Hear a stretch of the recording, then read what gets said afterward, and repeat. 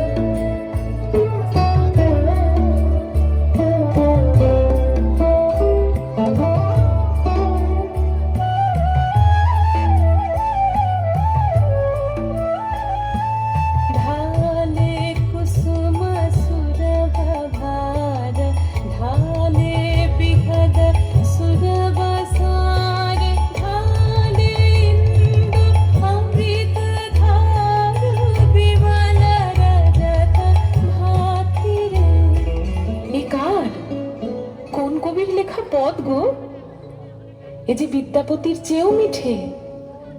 কি কথা, কি ভাব, কি সুর! কোথায় পেলে তুমি ঠাকুরপো? সেদিন সমাজের লাইব্রেরিতে হঠাৎ হাতে এলো একটি জীর্ণ পুঁথি। সেই পুঁথি ভানুসিংহ নামের কোন প্রাচীন কবির। আমি শুধু তোমার জন্য সেই লেখা কপি করে এনেছি নতুন বৌঠান।